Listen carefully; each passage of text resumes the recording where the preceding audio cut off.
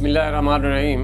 काश्तकार भाइयों अस्सलाम वालेकुम। काश्तकार भाइयों, आज हम bacterial leaf blight of rice यानी धान के पत्तों का जरासीमी झुलसाव, ये एक बीमारी होती है, इसके बारे में आपको बताएंगे।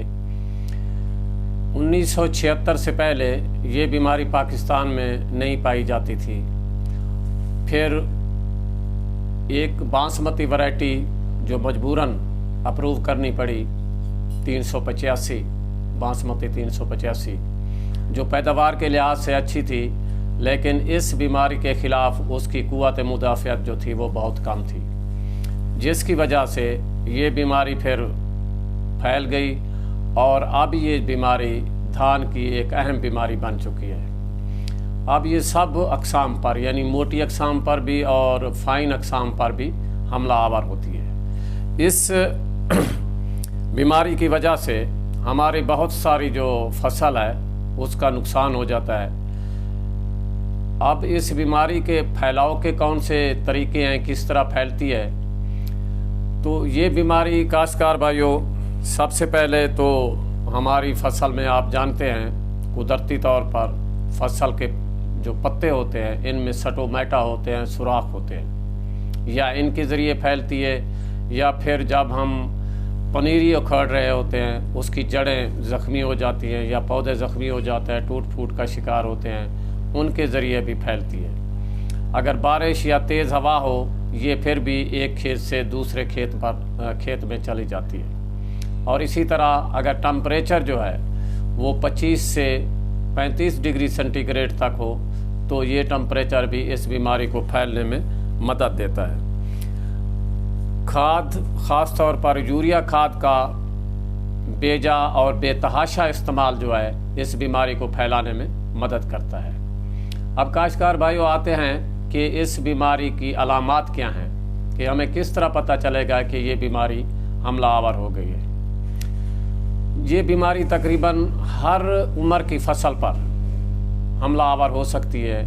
शुरू में ये बीमारी लाभ की मुंतकिली के 10 से 15 दिन के अंदर अंदर फसल पर आपकी फसल पर ज़ाहिर हो सकती है।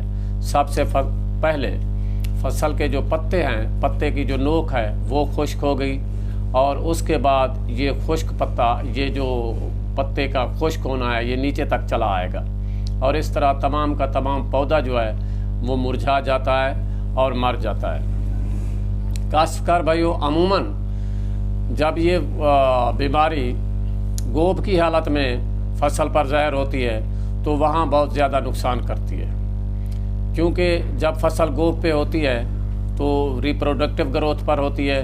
उस वक्त फसल की जो खुराक फसल ने जो जमा की हुई होती है पत्तों में, वो पत्ते ख़राब होना शुरू हो जाते हैं, सूखना शुरू हो जाते हैं, तो ये खुराक पैनिकल में, सिट्टे में मुंतकिल नहीं हो पाती, जिसकी वजह से ज़्यादा नुकसान होता है। और ये जब गोब की हालत में हो तो ये फ्लैग लीफ जो है जिसमें पैनिकल या सिट्टा लिपटा हुआ होता है, इसको अगर सुखा दे ये बीमारी, इस पर आ जाए तो फिर सिट्टे का या दाने का बहुत ज़्यादा नुकसान होता है। और जब ये फसल इस हालत में, गोब की हालत में फसल पर हमला आवर हो तो सिट्टा बड़ी मुश्किल से निकलता है अपने फ्लैग लीफ से। फिर इसके जो दाने बनते हैं वो कम बनते हैं या फिर कमज़ोर बनते हैं, जो छड़ाई के दौरान टूट फूट का शिकार हो जाते हैं और दाने अपना वज़न भी खो देते हैं। तो काश्तकार भाइयों, इस हालत में हमें हर लिहाज पर विजिलेंट रहना चाहिए कि कहीं इस हालत में हमारी फसल पर ये बीमारी आ तो नहीं गई। इस बीमारी का एक और भी निशानी है, एक और भी अलामत है कि ये शुरू में मुख्तलिफ टुकड़ों में नज़र आएगी आपको, फिर पूरे खेत में फैल जाती है। इसलिए ये ज़रूरी होता है जब ये सूरत हाल बने तो हर खेत का पानी अलहदा अलहदा लगाना चाहिए। यानी जिस खेत में ये बीमारी लगी हुई हो तो इस खेत का पानी अपने तंदुरुस्त खेत में मुंतकिल हरगिज़ ना करें, क्योंकि ये बीमारी फिर उस तरफ चली जाएगी। और इस बीमारी की वजह से हमारी जो फसल है वो वक्त से पहले पकी हुई दिखाई देगी, वक्त से पहले पक जाएगी, क्योंकि पत्ते जो हैं खुश्क हो जाते हैं और इस तरह फसल जो है वक्त से पहले पक जाती है। पकने से मुराद ये नहीं है कि अच्छी तरह पक जाती है, उसके दाने सूख जाते हैं, दाने कमज़ोर बनते हैं और दाने اکثر دانے کی جو ہے وہ بھرائی نہیں ہوتی۔ تو اب کاشتکار بھائیوں آتے ہیں کہ اس کے تدارک کیا ہے، احتیاطی تدابیر کیا ہیں۔ پہلے میں وہ چند احتیاطی تدابیر آپ کو بتاؤں گا جنہیں ہم کلچرل کنٹرول کہہ سکتے ہیں۔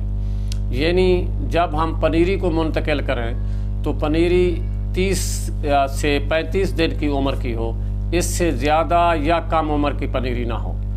پھر جب ہم اس کھیت کو پانی لگائیں، جو افیکٹڈ کھیت ہے اس کا پانی دوسری طرف کھیت میں ہرگز نہ جائے۔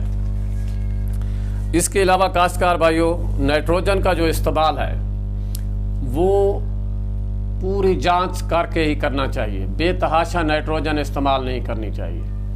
اب ہم آتے ہیں اس کے کیمیکل کنٹرول کی طرف۔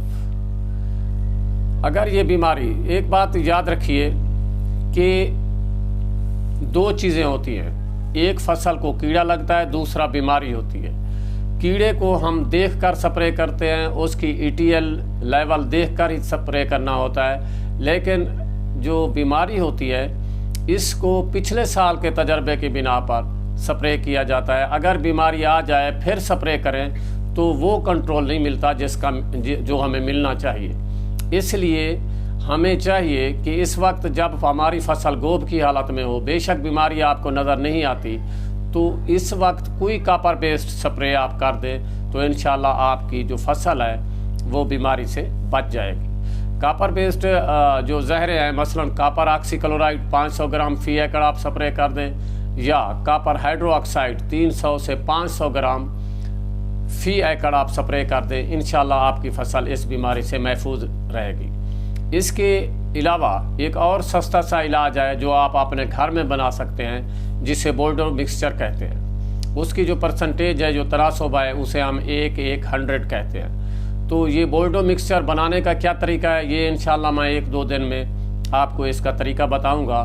بولڈو مکسچر سے بھی آپ اس بیماری کو، یعنی بیکٹیریل بلائٹ آف رائس کو کنٹرول کر سکتے ہیں، یا پھر کاپر آکسی کلورائڈ آپ سپرے کر کے آپ اس کا کنٹرول کر سکتے ہیں۔ تو کاشتکار بھائیوں، آپ نے ہوشیار رہنا ہے، کیونکہ یہ بیماری اب ہماری فصل جو ہے وہ بڑھوتری کے مراحل میں ہے، کہیں پہ یہ ریپروڈکٹیو گروتھ یعنی گوب کی حالت میں آ گئی ہے۔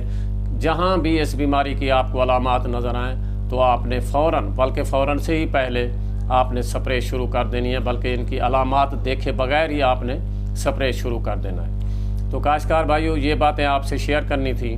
آپ دوستوں سے گزارش ہے کہ جن دوستوں نے یہ چینل سبسکرائب نہیں کیا، ان سے گزارش ہے کہ یہ چینل سبسکرائب کر لیں تاکہ ہر آنے والی ویڈیو آپ تک بر وقت پہنچ سکے۔